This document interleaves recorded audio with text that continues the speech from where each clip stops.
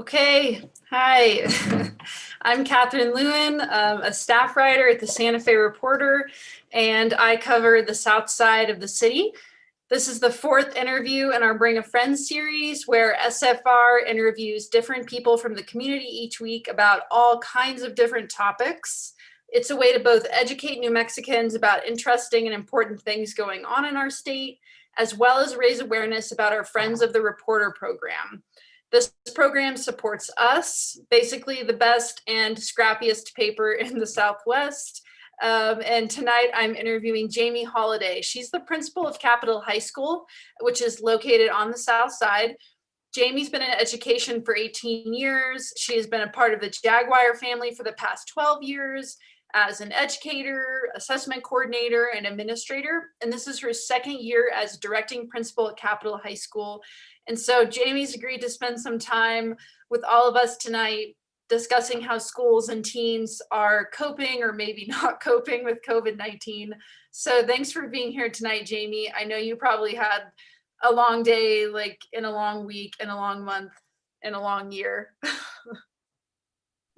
Thank you so much for having me. This is a very exciting opportunity to let people who maybe otherwise don't interact with teens on a regular basis know what our youth is facing.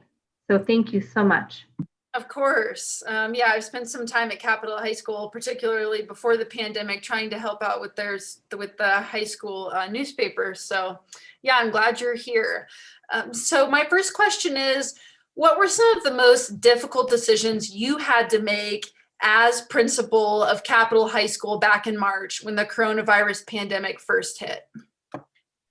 So back in March, the most difficult decisions that we had to make as a site really focused on logistics, how to make sure that students had everything that they needed to be successful at home, how to support teachers and what professional development to give them and what sort of parameters to give them, to switch on a dime, right? Go from face-to-face instruction to entirely online, which was really foreign for a lot of teachers. So those two components were really the primary focus as site leaders, because we did have a lot of district support and leadership during those times as well as now. Right. And what are Capitol's teachers' biggest challenges during COVID-19? In the spring when this first happened, and now as Christmas is approaching or the holidays are approaching, like have the challenges changed at all? Absolutely. In the spring, I think the primary challenge was really getting everyone online, having teachers become more competent and confident in different online platforms. And at this point, both with experience, right, like we learn by doing, as well as professional development and support from the district, our teachers really have a handle on the technology component as much as any of us can with things that we can't control, like internet outages. Right now, I think that our teachers are struggling with missing students. You know, they haven't been able to see their classes this year face-to-face. Our incoming freshmen, they've never walked through our halls. And so that lack of fun interaction is really, really hard on teachers as well as students. And I think that we all are kind of suffering a little from the isolation and teachers not being able to really meet face-to-face in those collaborative groups that they normally do. So although they're meeting virtually, it's not the same as being able to hug your favorite coworker. Right. And what kinds of support have you been getting from Santa Fe Public School District? Like, what have been some of the biggest ways the district has helped Capitol in particular, but the other schools in the district as well? So we've been very fortunate. I think that our district had a lot of foresight in having our students go one-to-one with devices in the past. So that alone was a huge blessing. And even prior to the pandemic, teachers had laptops. So all of that really insightful, forward thinking made this much, much easier. In the midst of all of it, our digital learning coach. So at Capital, we have Lynn Wazalewski. She is wonderful. And each school site, they have a digital learning coach, as well as our tech department. They have been so helpful for teachers. And of course, they focus more on the technical aspect. But if your computer crashes and you're in the middle of class, oh my gosh, what do you do? So our tech people have been huge help. In addition to the technological aspect, our curriculum and instruction department, Dr. Lomax runs that with Peter McWayne. They've been very, very helpful with lesson plan templates, helping people to really scale down the curriculum, because realistically, teachers can't cover everything online that they have in the past. So really supporting teachers and narrowing down and focusing their instruction. So that's been very helpful, as well as introduction of different sorts of tools online, like Seesaw and different platforms. So we've been very fortunate to receive a lot of support from the district. Yeah, sounds like a lot for teachers to learn as well. Yes, it is. And I have to say, we have the best teachers. Not only are they kind of going outside of their comfort zone and growing and developing as professionals, but they're supporting each other in that. And so it's really exciting to see a teacher who masters one platform share it with their colleagues, and that enthusiasm is contagious.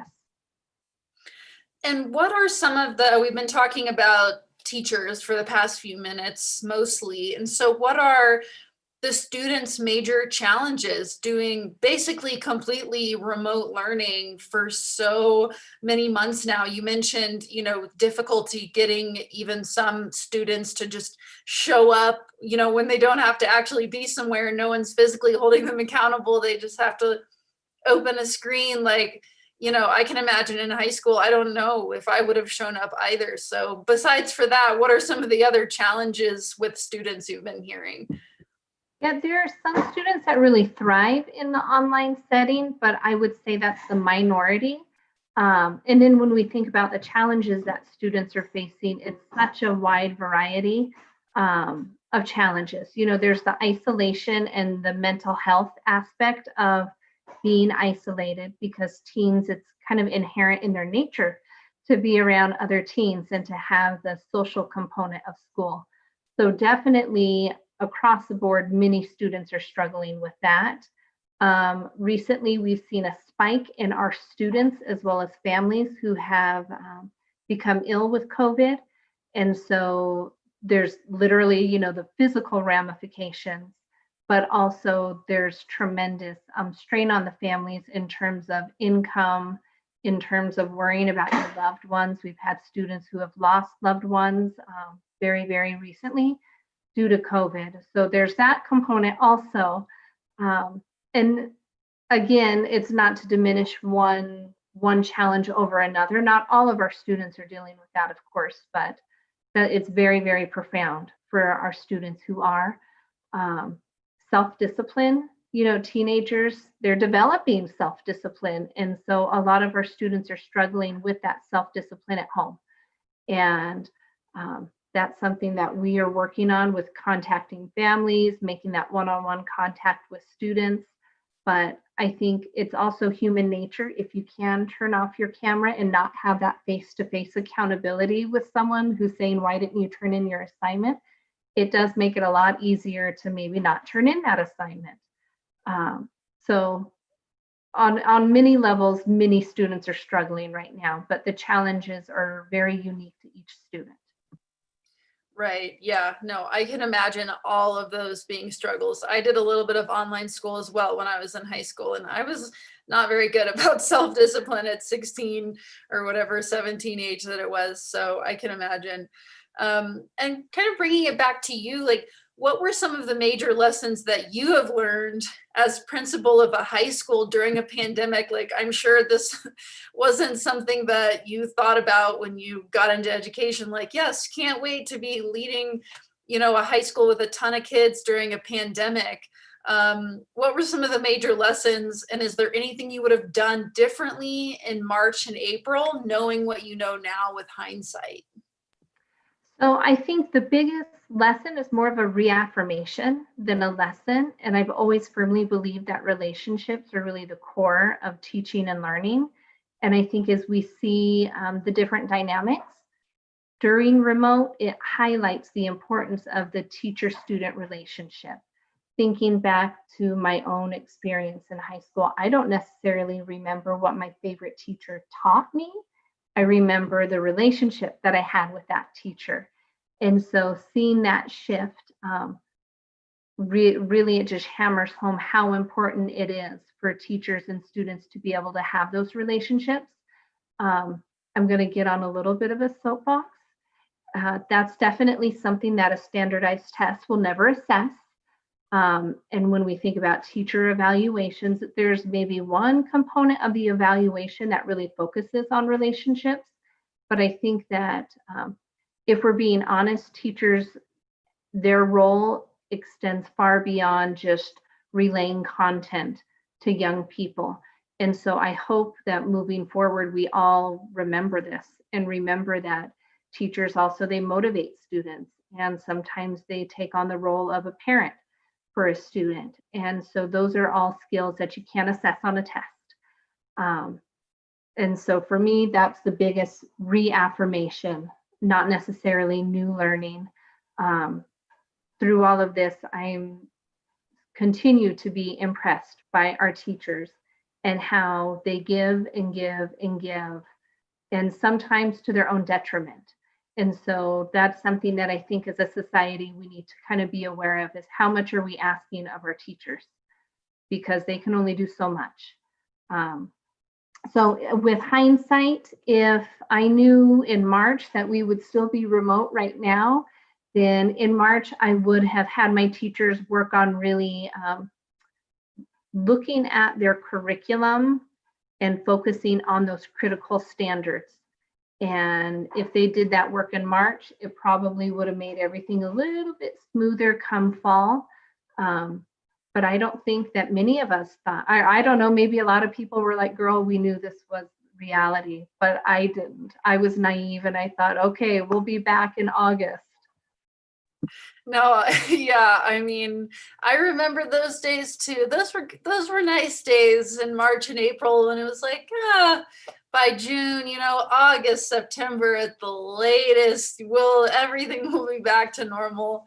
Yeah, I miss those days when I thought that that's what life is going to be like. So hindsight's 2020. I was just, but yeah, and I think it's really interesting how you mentioned, the importance of relationships, and it's not exactly what you learn, but it's how you get to have that interaction with teachers that maybe some kids don't get at home. I can think of two teachers from growing up, English teachers, who were huge impacts on me as like a writer, as a journalist. And I can't remember a single book we read, but they influenced me to choose the career I chose. So that's really interesting you bring that up. And Capitol High School in particular, it has a higher concentration of undocumented students, students whose parents or guardians are undocumented, and just in general come from lower income backgrounds. How do you think this combination of issues has impacted students and teachers' education and experience as school has had to continue on? How has it maybe been different from other schools that don't have as high of those concentrations of those kinds of students? Yeah, so I think that our schools are definitely a microcosm of society. And so the inequities that we see in our society, you really see that in schools, especially during times like this, where I think of my own children who were doing fairly well in remote. They have two college educated parents. They don't have to worry about really anything other than doing their work, and just the struggles that they have compared to our students where their parents can't work remote, right? Just the nature of their job. If you're working in the service industry, well, you have to go to work. If you are working in the hospital, you have to go to work. And so the fact that many of our parents are essential workers and they don't have that luxury of just opening up their computer and working from home, that puts additional strain on the family. One, the increased likelihood of infection from COVID, right? Just from those interactions. But also there's the component of, well, if mom or dad have to go to work and our teenagers are home with their younger siblings, well, they're having to babysit while also trying to be students. And so I think those issues aren't necessarily present with students from more affluent backgrounds. And it is what it is. And I think that if our society is ever going to move forward, we have to acknowledge that those discrepancies exist. Also, in terms of the level of stress, students, teenagers, they're very perceptive and observant. And so when the family's struggling financially, they know it, they see it. And many of our kids are working more hours in order to help pay bills. But even if they're not, if you see your parents stressed, you're going to take some of that on. So then there's that added component. Right. No, yeah, that's so much to take on, especially as a teenager trying to do so many things. And despite that, when speaking with some of the teachers at Capitol, when working on the Spanish language podcast project, I've heard that despite all of that, there are students who are doing awesome things and doing their work, really well and preparing for college, despite all of that. So yes, our students are masters at persevering. Which I think is wonderful because we don't need more victims in the world, right? We want to empower our students to kind of rise above and to make the world a better place. And so we see that our students are doing that regularly. 3 of our organizations have partnered up with a community organization, 87507 Link, to create PSAs about COVID and how to maintain safety in our community. And so we see that not only are students rising for their own well-being, but they're also rising up to help our community. And so that's really exciting. Yeah, go Jaguars. I've met so many cool students from even the shorter time I got to be there from the pandemic. So I'm just warms my cold heart to hear that. They're the best. And we talked a little bit about it earlier, but I'm wondering if there's something more specific you could talk about. What new technology or processes has Capitol High School implemented since COVID-19 hit, to adapt to online learning, and other public school systems as well? But is there a particular tech or something you have to do that was kind of a bigger heave? Yeah, so we use Google Meet for the actual class meetings, and that's something that most teachers did not use at all prior to the pandemic because there was no need to do that, right? Your students were in class. So that was a huge shift, as well as the online learning platform. As a school site in the past, we used Google Classroom.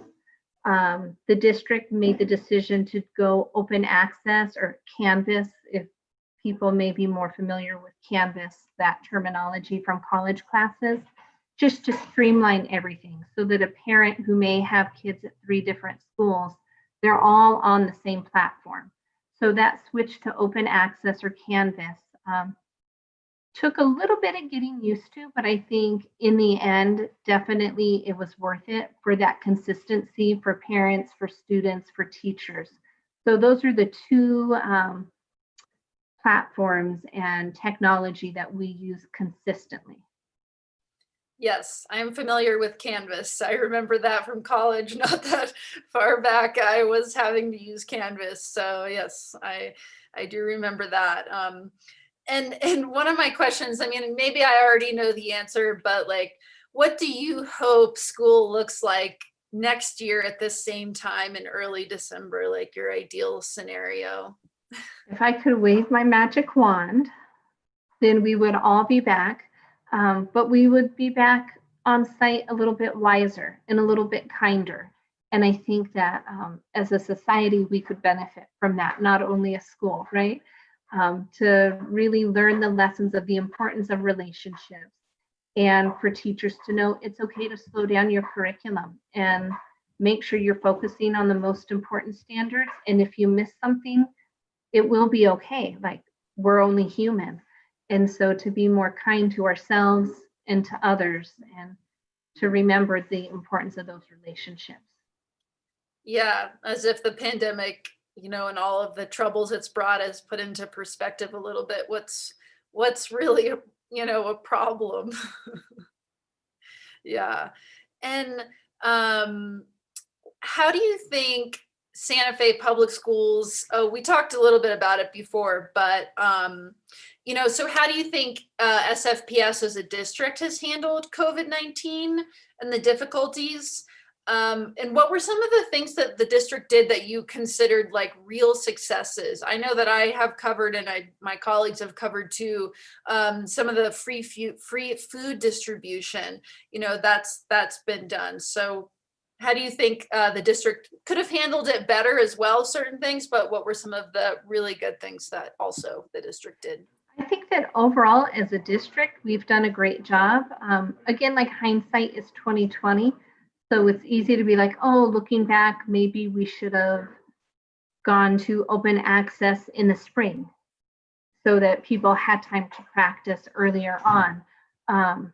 But those are things that there's no way that anyone could have predicted. Like, this is where we would be. I think that district leadership, they planned early, they planned ahead. Again, part of having the devices, that was tremendously helpful, especially when we see in the news where there's other districts where kids didn't ever have a device up until now, and some students still don't. So I feel like we're very blessed in that regard. Our district's been providing hotspots to students without internet, and I think that is a step towards addressing some of those inequities, right? So students who don't have internet and they can't get it, hotspots have been helpful. There's the food distribution that our CIS partners have been doing, but also when you think about our students who receive free and reduced lunch, our school buses are now driving into the community and going to the different bus stops to provide those meals. I think that's amazing. As a site, my admin team, and then our dean of students and our nurses aide, we've been doing home visits to check in on kids who have kind of fallen off the radar, and we're like, we want to know that you're okay. I think that's been really powerful and important work. So through all of this, there have definitely been silver linings in seeing how people come together and support each other. Yes, and it kind of leads into my next question, which we also talked a little bit about earlier, which was the importance of relationships between students and teachers, and just how that helps them with their education. But what are some of the other importances of kids physically coming to school and being there with their teachers? Because there's also been, some nationwide talk of there's been a drop in reports of child abuse and domestic violence, because normally kids would be coming to school and maybe teachers could see the effects of abuse, or the students would be talking about it. So what are some of the other reasons you can think of the importance of kids coming to school, and us not living in like a dystopian world where we all have to be on our computers all day, separated from each other in our bubbles? Yeah, absolutely. I think that you pointed out one of the biggest, and that is child abuse and neglect. And because when people are remote and cameras are off, we don't necessarily know what is happening. And so for some students, their safest place is at school. And so they've gone how many months without that safe place? And that's just heartbreaking. In addition to just physical security, there's also the ease of access of mental health support. So we have a teen health center at Capitol. Santa Fe High has one as well, and students can go there for medical care, but both sites have a therapist. And so for mental health care, and yes, they're doing the remote appointments, but it's not the same. You know, students need to be able to go and have that confidentiality and really be able to get the support that they need. So I feel like our students are lacking some of that support or the ease of accessing that support by being remote. And also just the peer-to-peer interaction. As much as we like to think that as adults that we are so important, students need to be around their peers. You know, again, it's inherent as a teenager to really develop those social skills, and they're not right now.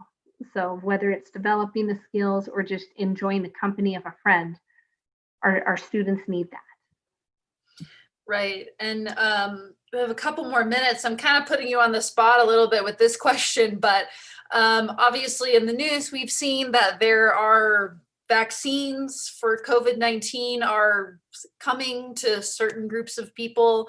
And in, you know, kind of a hypothetical, I'm wondering if Capitol High School, or if you know, if the Santa Fe Public School District has talked about a scenario in which, you know, this type of remote learning just really has to continue on for another year or for longer while vaccinations are distributed, while we get this all under control. Is there like a contingency plan for that, or some plans to like beef up tech in the terrible scenario that we are sort of stuck in this limbo we're in?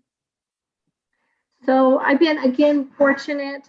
District leadership, they are regularly being reflective of kind of not only what is going on within the district, but within the parameters of our county, state, and health-wise. And so I know that Dr. Garcia is making adjustments as needed to make sure that students and staff are safe while weighing the importance of being on campus. And that's where I feel she has a position that none of us can envy, because no matter what she decides, there will be someone who disagrees, right? And so it's easy for us to play judge after the fact, but she has to make decisions that could potentially impact someone's health. You know, I couldn't imagine her rushing to have us all back and then we lose a student or a staff member.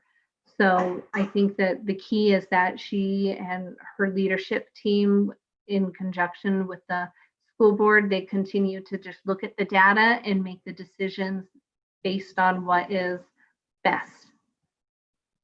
Right. Yeah. In a scenario like this, it seems like most leaders and people who have to make decisions regardless of the industry are between a rock and a hard place when it really comes to most of this. And my last question is, you know, what can people in Santa Fe do to support students, teachers, parents trying to fill in as teachers in the home while often working or having to work away from home? Like, what can Santa Fe do to like help everyone at Capitol?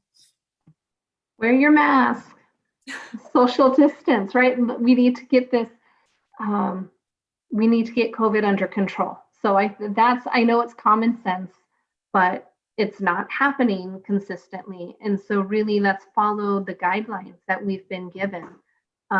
Be kind to one another. If you are going out to eat, tip well, because that person, they have to pay their bills and they have to support their family. If you're interested in volunteering, Sabra Romero, she runs our volunteer program. We have a homework hotline and other ways that we can have community members volunteer. We can always use additional support, especially in the area of math. So if you are interested in volunteering as a tutor, please get in contact with Sabra Romero. If you want to make donations, whether it's school supplies, clothing, items like that, you can hit me up, 467-1002. And of course, I want the good stuff first, but I can put people in contact with district personnel as well to save resources and share the wealth. So math tutors and school supplies, wear your mask. And wear your mask. Yeah. Well, I think in the YouTube comments, I can put a link to your email and also if people want to volunteer, as I'm pretty sure I can put that in the YouTube link. That shouldn't be. Absolutely. That would be wonderful. Thank you. Great. Yeah. Thanks so much for being with me. Like, as a reminder to everyone watching, this was the 4th interview in our Bring a Friend series. There is only one more next Thursday, December 17th at 5:30 p.m. live on our YouTube channel. If you like or love our local independent journalism, consider a gift to Friends of the Reporter tonight at sfreporter.com/friends. If you donate tonight before midnight, we will automatically put you in a drawing for a $50 gift certificate to 2nd Street, which has great patios to sit at and eat. And yeah, thanks again, everybody, for watching and tuning again. And thanks again for your time, Jamie, and all the hard work that you and everyone at Capitol does to educate, the youth and the people of tomorrow. So thank you. Have a good night. Thank you, and thank you for your support. We appreciate you. Bye. Have a good night, everyone.